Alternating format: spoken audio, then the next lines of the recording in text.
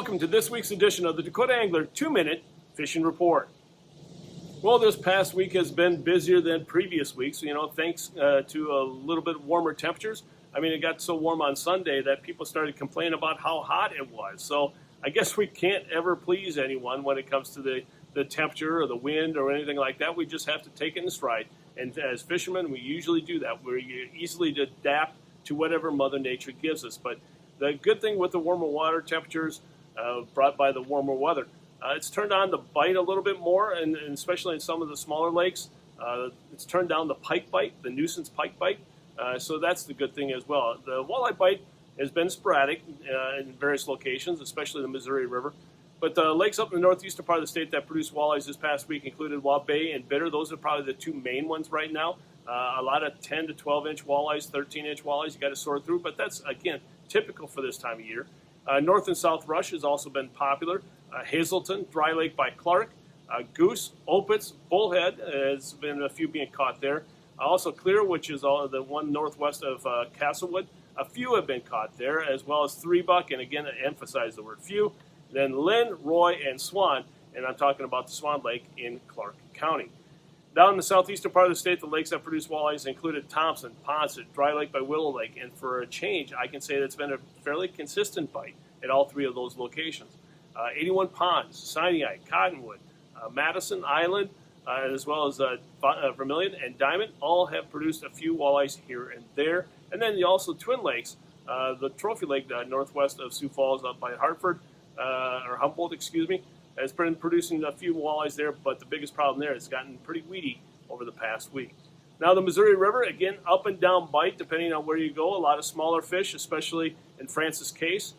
The bite has definitely been better on Oahe, but again, it just depends on the day. Now, what have guys been doing to catch the walleyes lately? It seems like we're starting to transition now away from the spring pattern to more of a summerish pattern. So a lot more guys are pulling crankbaits, such as the Hornets, the Walleye Nation creation, Shaky Shads, the Flicker Shads from Berkeley.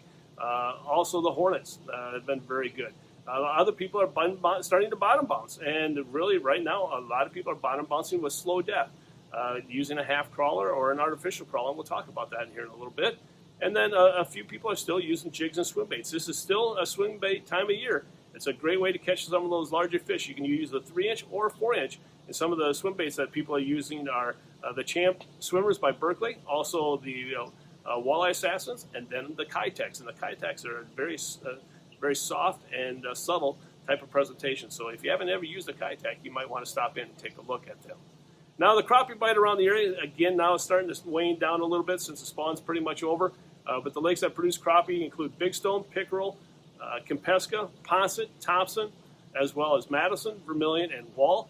And now how people have been catching a jig, any type of jig underneath a bobber has worked really well. More of a subtle presentation, more of a hands-off presentation. Otherwise, a few people are catching them with the Northland Crappie Thumper King, and then also Roadrunners, original Roadrunner, or even the Slab Runner from Roadrunners. So again, different various ways of catching the crappie, but again, it seems like the best luck has been underneath a bobber. In this week's edition of Todd's Tackle Tips, we're going to talk about artificial bait. When to use it, what to use, you name it. We're going to try to answer as many questions as we possibly can. I can remember, I've owned the store now for 24 years, and I can honestly remember when the artificial bait first came out, and they said that it was going to soon replace live bait. Well, I can grant you this much, and I can tell you honestly that it has not replaced live bait, and I will always use live bait first. I don't think you can ever replace live bait, whether or not you're talking about leeches, crawlers, or minnows. However, there are times when I will use artificial bait. Mainly, if the fish aren't biting on live bait, guess what? I'm going to go to artificial bait. I'm not going to just say that the fish aren't biting. I'm going to explore all options that are out there. And there are plenty of options. And one thing that has changed through the years is the number of options with artificial bait. It continues to expand year after year. When it comes to the minnows, we've all heard of the gulp minnows. They've been around for a number of years, a great bait to use. I'm going to show you a couple of other options. The power bait, a lot of people have heard the Champ Swimmers before. Well, we have the power bait Champ minnows. This is the HD finish. Comes in a number of different colors, and this here is the Emerald Shiner pattern. Also, this past week, I used the flat nose minnows from Berkeley Power Bait. Great bait, to say the least, and the reason why I used them, I was fishing on a lake that would not allow live bait to be used. So again, great options available to you in the artificial market. When it comes to leeches, honestly, it is very hard to emulate the swimming action of a real leech. In many cases, years ago, it was just a flat piece of rubber, so to speak, that was very stiff and really didn't do much. There are more and more leeches out there now, such as the Gulf leech, that I'm going to pick up and show you here. They come in a number of different colors, whether or not you like gold leeches or not, but they are much softer and pliable and will swim more realistically than what they have in years past. So again, if you don't want to have leeches around all year long, this is a great option for you. If you're going to be gone for a week or two and it's hard to keep those leeches alive, again, the artificial bait alternative is a good option for you. Now, the crawler market, that's the one thing. The artificial crawler market has really expanded and exploded, to say the past couple of years. The Gulp night crawlers have been around for quite a few years. Now they've come out with many different sizes, many different colors. This one here is the opening night SR crawler, a great bait. This is a 7-inch version. We also have the 4-inch version. Why would you want to have different sizes? Again, different types of presentations will tell you what type of crawler, what length of crawler you want to use. If you're using slow depth, you're going to want to use the killer crawler from Berkeley Gulf that we've been talking about in years past. Again, these are great crawlers to have, and you can keep them all the time. They don't go bad. As long as when you use one, throw the other. When they're done being used, throw it away. But the pack is always there available to you, and that's why I always keep it in the toolbox. Also something new the past year or two has been the tickle crawler from Kalen's. Again, ribs on the side to give a little bit more vibration, different appearance, and many different colors.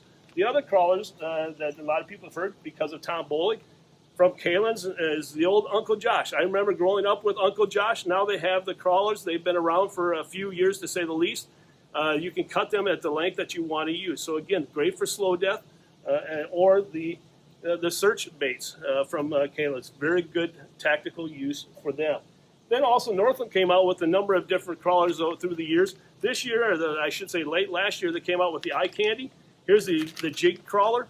Again, where would you use that? I would put it on a jig, as the name shows you, is to pitch that jig and crawler up there into the shallows or whatever and give it a little bit more of a swimming motion.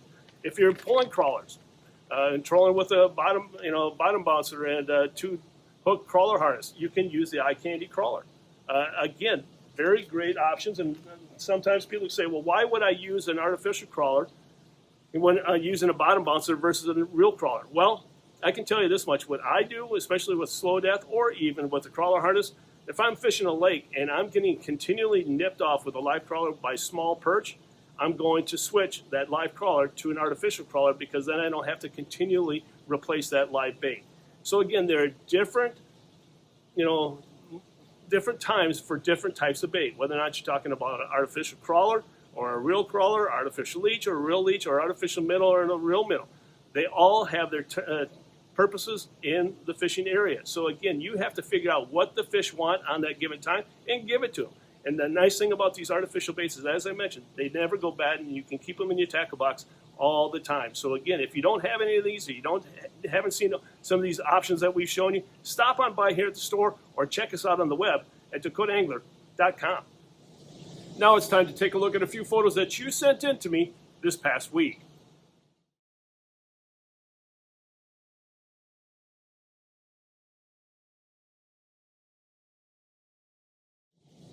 And remember, folks, if you'd like your photo included in next week's version of the 2-Minute Fishing Report, all you have to do is send me the photo, and you can send it to Todd at dakotaangler.com. And before we end this week's report, I always want to remind you of an important date, and that important date is the date of the Dakota Angler Ice Institute here in Sioux Falls, November 8th through the 10th this year. Again, November 8th through the 10th at the Sioux Falls Arena Convention Center. Mark your calendars. It's never too early to plan. So start planning on making your trek to Sioux Falls for one of the largest ice fishing shows in the upper Midwest. You don't want to miss it. This year looks like it's going to be bigger and better than ever. So again, November 8th through the 10th at the Sioux Falls Arena Convention Center. And again, if you have any questions about the Institute, you can go to the website, DakotaAnglerIceInstitute.com, or feel free to give us a call at 605-336-9132, and especially if you'd like to be a vendor at this year's show. Well, folks, that's this week's version of the 2-Minute Fishing Report for Dakota Angler. I'm the owner, Todd Heitkamp, and as we say around here, fish on! We'll see you next week, folks. Thanks for watching. I greatly appreciate it. Stay healthy and always stay safe.